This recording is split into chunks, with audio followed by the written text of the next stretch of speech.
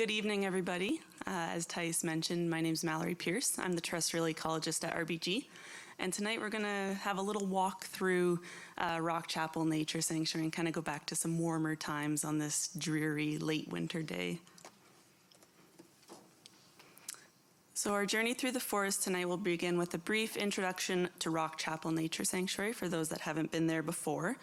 We're going to outline the monitoring programs and the results from 2024 that happened at Rock Chapel and kind of look into Rock Chapel's crystal ball and just see what does the future hold for Rock Chapel.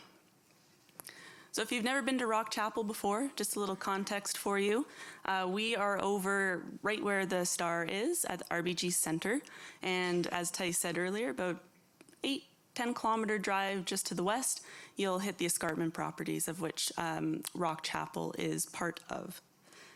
And for the purpose of tonight's presentation, we're going to focus in right on the escarpment face and the top of the escarpment. That's where a lot of our monitoring took place this year.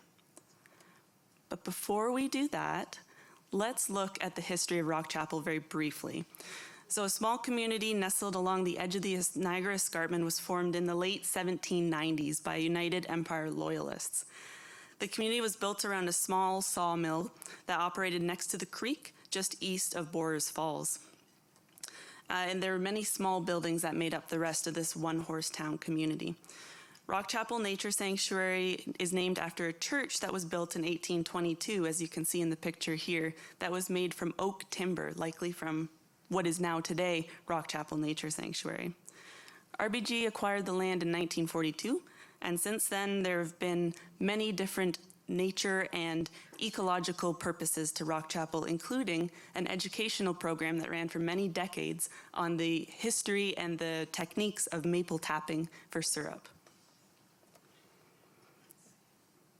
But Rock Chapel, as we know it today, is a 110-hectare nature sanctuary spanning a 3-kilometer ribbon wrapped around the edge of the Niagara Escarpment.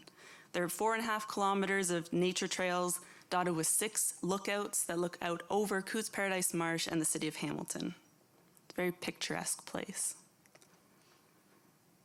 So quickly looking at the ecological monitoring programs at Rock Chapel. We have 2 main ones that the Terrestrial Ecology team works on each year. First, we'll talk about the forest monitoring.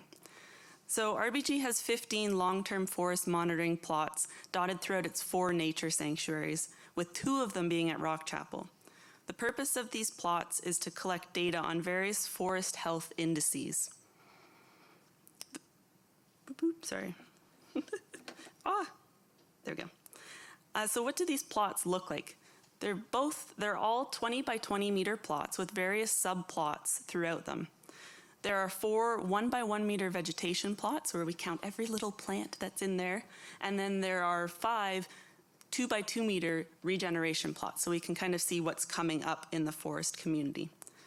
All of that being said, we can collect a lot of data from the forest monitoring plots. So we're going to look at the canopy tree layer. Here are the results for the trees that were seen at Rock Chapel in 2024. The most abundant tree was the sugar maple, followed by ironwood, black cherry, and then red oak. 3 other species were also seen, 1 of each species: shagbark hickory, white ash, and 1 invasive Norway maple. Since the plots are a regulated size, we can extrapolate this forest composition over the landscape to get a better idea of how many trees per hectare we might have on the property. So you can see if you extrapolate this data out, we'd have about 54 sugar maple trees per hectare, which is pretty good.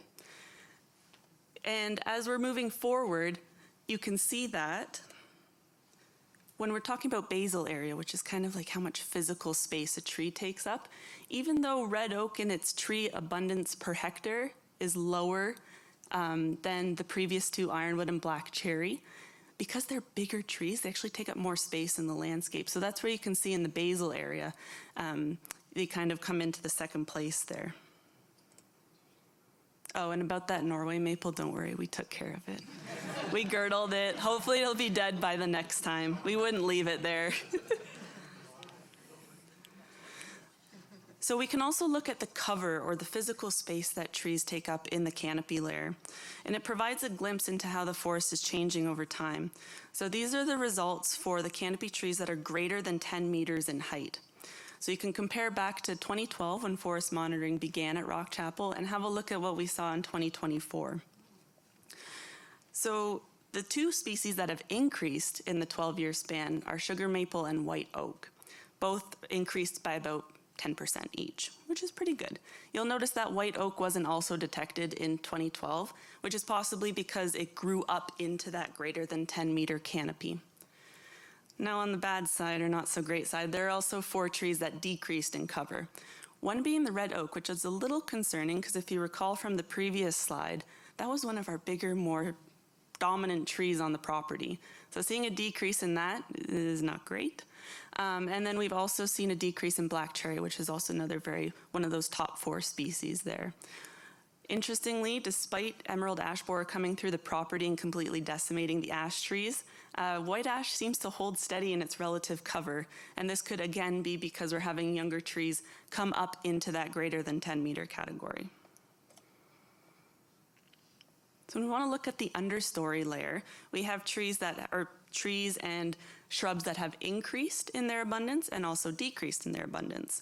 So 13 species, 3 of which are invasive, on the right-hand side graph, have increased since 2012. And 11, which you can see on the left-hand table, have decreased in relative cover in the last 12 years. Species richness overall has increased by 5, 3 being native and 2 being non-native. And at one point to note is that the American witch hazel, you can see on the left-hand side in the table, has decreased by nearly 15%. And that might be a little alarming, but Lindsay provided some historical information for me, and she told me that in one of our plots there was a huge blowdown of trees, and so that likely crushed the witch hazel that was there. So that could be just from losing one witch hazel on the property. So we'll have to track that one going into the future. We'll also have to keep our eyes on those invasive species, the Norway maple, common buckthorn, and multiflora rose that are increasing in their relative cover. So our quadrat sampling also provides us with a good idea as to what's growing on the forest floor. So we measure a species presence in 2 ways. The first being the sheer number of plants that are in the quadrat, and then we can look at their relative cover as well, so the physical space that the plant's taking up. These 2 values provide a more complete picture of what's actually going on the forest floor. So on your left is a graph showing the total number of stems count and the relative abundance of each species. So you can see that sugar maple took up 57% of the relative abundance in the stem counts. Oops, sorry. Jumping ahead. Spoiler about the garlic mustard. Virginia creeper was second most abundant plant at 16%, followed by chokecherry, eastern poison ivy, amber honeysuckle, common buckthorn, green ash, summer grape, and Virginia stickseed. So we had 2 non-native species in there. But then when we look at how much space each plant is taking up, chokecherry knocks out sugar maple for first place. So the chokecherry was taking up more space than those tiny little sugar maple babies. So sugar maple came in second, green ash followed by Virginia creeper, eastern poison ivy, and then all of the other species added up to 9% relative cover. Again, good news about garlic mustard. This is a good thing. If you've attended our talks over the last couple years, this graph might be familiar to you. For the last 4 years, we've been reporting that we've been seeing a decrease in garlic mustard cover in our forest monitoring plots, which is, yay, a good thing. And this year, actually, at Rock Chapel, we didn't see any garlic mustard in our plots. Garlic mustard has always been relatively low at Rock Chapel, but this year, we had nothing, which is great. It's interesting too because we don't do any active management in our forest monitoring plots. We kind of just let them go there and they deal with whatever is there by themselves. So this is all happening in the absence of human intervention, which is very interesting. So now moving on to our bird monitoring program. Bird monitoring has occurred at RBG since 2008 across the property, and we usually do our surveys during breeding season because that's when we're going to have the highest number of species on our property. So they occurred during the month of June, and last year we visited 36 sites across our nature sanctuaries in grasslands, forest, and edge habitats. And the monitoring protocol is pretty straightforward. We record any bird that we hear or see within 100 meters from in the radius from where we're standing. So at Rock Chapel, we have plots in the grasslands and in the forests. But tonight I'm going to talk about the forest birds. So during our forest monitoring bird surveys at Rock Chapel this year, we detected 27 species of birds, which is pretty good. We have 3 plots at Rock Chapel. The most abundant bird was the blue jay this year at about 18% of our observations. Then there was a 4-way tie for the second place bird between the American robin, eastern wood pewee, great crested flycatcher, and the red-eyed vireo. The third most abundant species observed was again a tie between the red-bellied woodpecker and black-capped chickadee. Northern cardinal got the 4th spot, and then the wood thrush, northern flicker, and American crow all tied for the 5th most abundant bird at Rock Chapel. All the other species added up to about 27% of our observations.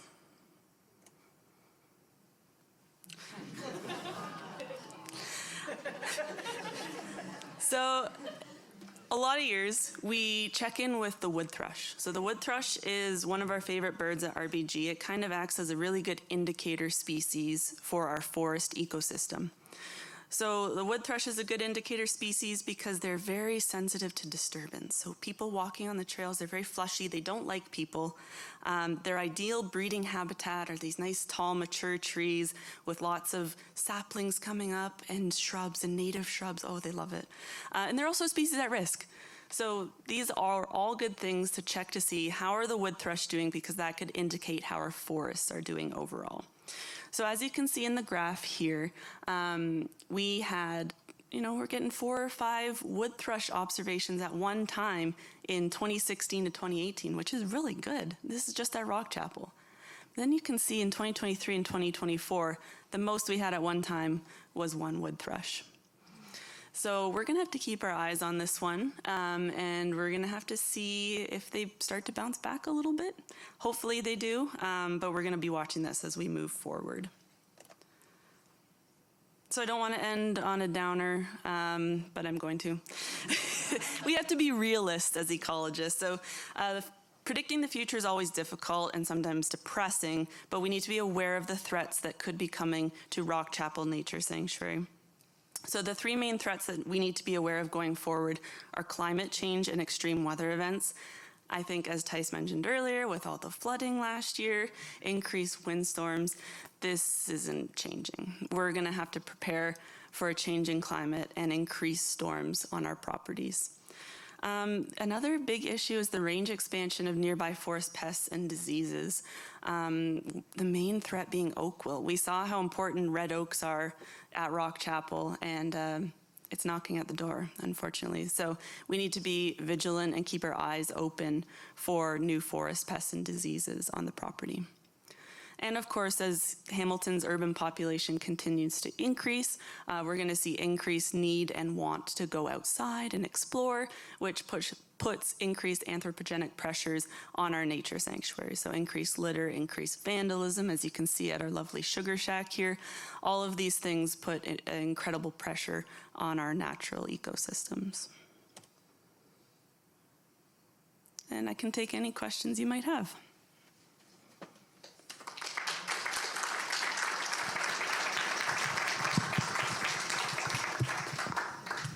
Two things to note. We have people online, and Lexi will do a question or two. I have a microphone. I'll be able to walk around, or if you ask a question, of course, stick your hand up. Mallory will simply repeat your question so people online can hear the question, because they can't hear you out there. And if you need to think about your question, you can see me at the coffee break. Okay, we'll do that. All right. Everybody's dazzled by that. All right, Lexi, let's go. The first question was about wood thrush, and so looking at the decrease in numbers, could changes be due to changes in the monitoring schedule or the number of visits in the bird monitoring? Yes, so we did briefly change our, not briefly, sorry, we did change our monitoring protocol a little bit starting in 2023. And we do notice that we see a lot of wood thrush later on in the month of June. So maybe next year we try and push our surveys a little bit later to try and capture them. I know it's a bit biased, but if we want to make sure that they are there, that would be a way to do it. Follow up on the wood thrush question. Is there anything that we could be doing to encourage more? That's a great question. Plant native species. And the most important thing too is in terms of like large scale management as well. So creating areas in natural spaces that don't have any disturbance.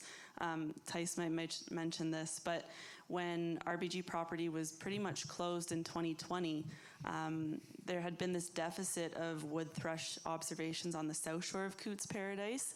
And in 2020, when the property was shut and we did our bird surveys, we got wood thrush on the south shore. So it's just about having those large tracts of intact forest available for the wood thrush to breed. Okay, one more. Okay. Can you speak to what might have caused the garlic mustard to decrease without human intervention? Could it have been more shade? Could it have been crowding of other plants? What do you think happened in that plot? So I wouldn't say it's necessarily more shade, because on the whole we saw that the canopy cover is basically shrinking at Rock Chapel. There has been studies that have shown that kind of garlic mustard will overpopulate itself and kind of reach this apex, and then all of a sudden the population levels start dropping a bit. So maybe that's what we're seeing at Rock Chapel, but we'll just have to keep our eyes open for that. It's still spreading in other places, but for whatever reason, it's not in our monitoring plots. So, Thank you. you're welcome.